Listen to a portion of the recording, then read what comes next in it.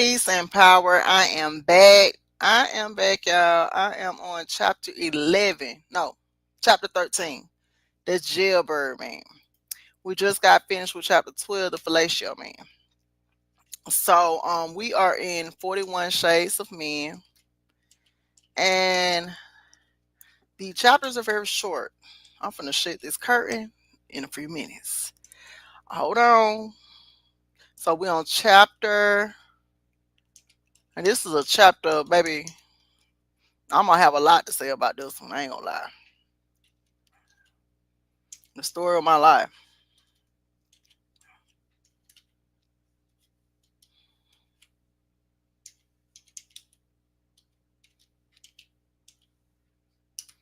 Okay, so chapter 13, the jailbird man. What I've learned in jail is that I can't change. I can't live a different lifestyle. This is it. This is the life that they gave me, and this is the life that I made. And that's a quote by Tupac Shakur.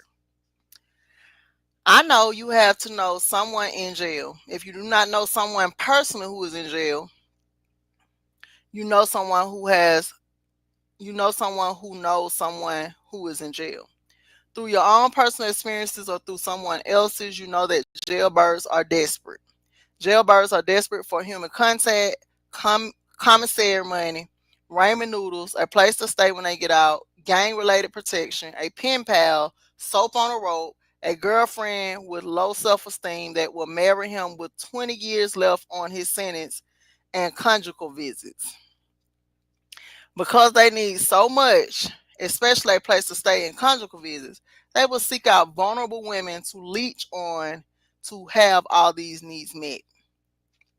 Because they need so much, especially a place to stay. Oh, it's quite interesting to see because in these inmates have built up a psychological proficiency when scouting out potential women.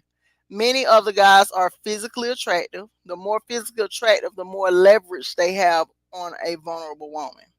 I have a cousin who can't seem to stay out of jail. He spent his whole 20s in prison. He got out in his late 20s only to go right back. Before he got out, he preyed on this girl who then became connected to the family. Now, my cousin is definitely not someone any woman should build a relationship with. However, she built one with him while he was in prison.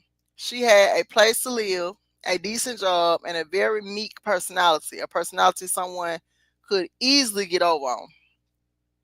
My cousin built a relationship with her while in prison because he could use her to get on his feet. Once he got on what he wanted from her, he began cheating and left her. That was no surprise to me. I have not heard from him or spoken to him in years, but he began sending me letters from prison trying to involve me in some fantasy truck driving hustle out of nowhere. When he got out, he came home. He came to me needing clothes, underwear, and toiletries. After purchasing the items for him, I never heard from him again. From him again, he went back to jail. It doesn't matter if you're a family or a stranger. They would use all to their benefit. I even had jailbirds inbox me on Facebook trying to run a hustle on me. Why do inmates even have social media access to begin with? Anyway, his initial messages to me were unsent by him due to his embarrassment of his failed week game. However, I would give the gist of the conversation due to me still having my replies to those now unavailable messages. He reached out to me to tell me that he was 34 years old to tell me he knows he is the one for me. He has been locked up since he was 19 years old. He was trying to convince me he had the wisdom to lead me. He was attempting to convince me while in prison that I should not judge him for being in prison. He was also trying to bring me into some polygamous, broke and dusty from polygamy relationship he was having with a correctional officer. Here is one of my replies. We will not end up in a relationship. That's not what I'm looking for, so I don't really care if you have a woman or not. I'm not getting into emotional entanglements, relationship, or potential sexual relationships. You see what I have to offer any relationship, but what do you have to offer me if you're a felon still in prison? So far, I can't see anything I can't benefit from while conversing with you. As a result of that reply, he sent 14 successive messages over a 3-day period of time that I did not respond to. Of course, those messages were unsent by him. According to my reply that I finally made after 3 days, it is clear that he suggested that I allow him to take 70% of my money that I make in some fantasy partnership he wanted to build with me while in prison. He said because I told him to send me some money through Cash App since he had access to social media and a woman. He sent 13 successive messages over another 3-day period with no reply. All of them, of course, have been unsent. It became evident to me that he is connected to a longtime associate of mine who is a pimp. Oh my, such sweet game. Because I did not reply to his 13 messages after 3 days, he then tells me he has 1 year left on his sentence and he was no longer interested in me and that I missed out on something good. I told him, I hope you finish your sentence, and I left it as that. Then he messaged me again 10 days later. Although he unsent the initial messages, I have the second half of the messages here. Him, can I ask you a question? Me, no. You're no longer interested in me, right? So what do you need to ask me a question for? Him, shut up, just answer the question. Me, myself, real aggressive to be behind bars needing me. Him, I still respect your intelligence. I just don't like you tried to charge me a trick. But this is the question. Can I come to Texas and learn who you are for real in the future to borrow your experience, education, native ability, and knowledge to accumulate wealth? Me to myself. I thought women didn't have value. I could swear companies pay salaries for this stuff, but I could be wrong. Me, nigga, if you don't, you got me effed up. I don't allow niggas to talk to me any kind of way. Remember, you're in prison. You need to stick with that CO you're fucking and stop trying to play like I'm one of these desperate hoes out here because I ain't the one. Now get the fuck out my inbox with that dumb shit. Him, I don't think you're dumb or desperate. I can use an intelligent woman. That's all. And your cooperation would be nice and take me telling you to shut up for love. If this doesn't make it clear to you his intentions are unscrupulous, I don't know what will. He blatantly tells me he can use the valuable assets I have. I need to stop making it so difficult for him to use me to build himself up, and I need to perceive abuse for love. Women's lack of knowledge on love is very detrimental to her life and well being. Love is the power card men use on women. If women learn what love actually is and that men are incapable of love, all these games will become clear. She can stop males dead in their tracks without guilt or worry that she missed out on, I know for a fact, to be bullshit. Me, listen, I don't want to write or talk to my family members who are in prison. I won't allow my cousin to come live with me or near me. I'm not the one. No, you can't. Him, don't see prison, see my mind. See that I'm a father and my fatherly spirit to provide, protect, and love is all I ask. Then accept I have a great plan that requires cooperation of more than myself.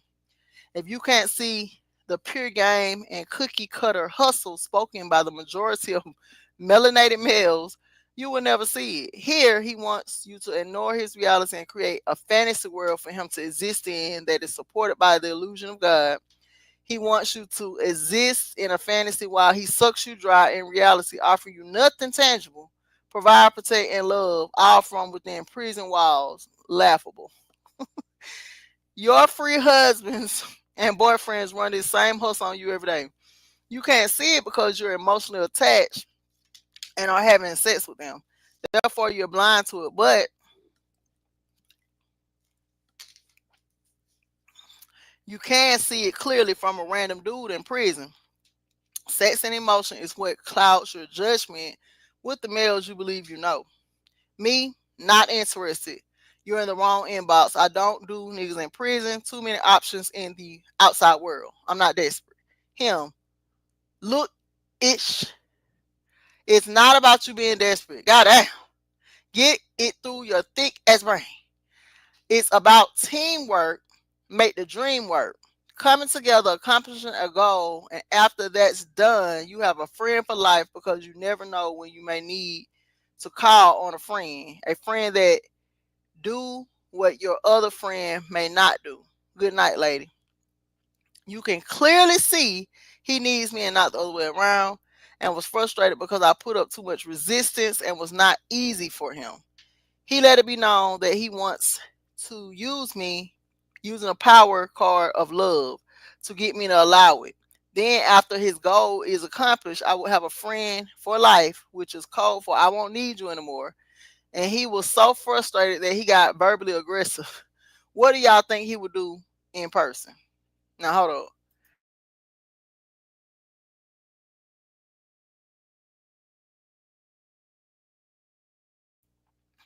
My advice, do not waste your time on a jailbird.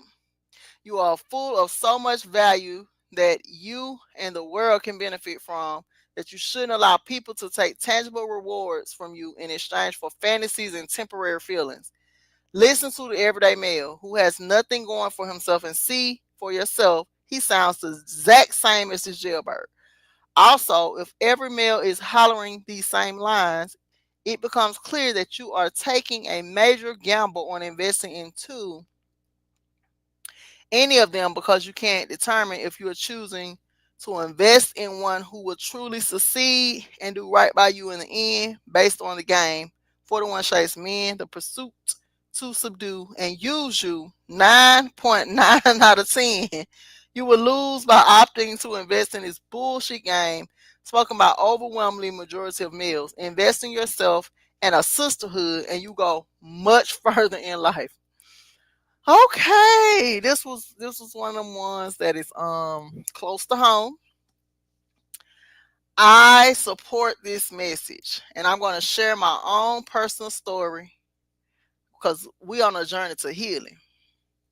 I personally met a childhood friend uncle when I was like 13, 14. He's in jail. I spent all of my whole life going back and forth to the prison to see this man,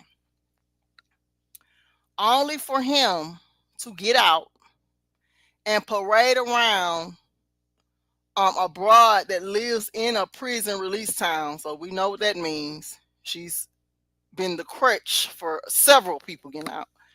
And parade her around in front of his family being okay with it. Nobody saying a word. And even his mom allowing her to sit right next to him after I have driven her back and forth up and down the road to see her son, right? No loyalty, no thanks, no no kind of inclination to be a little more respectful. And all behind the guise of while I was in prison, you brought a date that wasn't really a date, it was a ride to a family function of mine while I was in prison. 20 years passed. That was his reason why he was doing it. Me personally, don't mess with nobody in jail. You got a man that keep going to jail, he liking in there for a reason. Okay.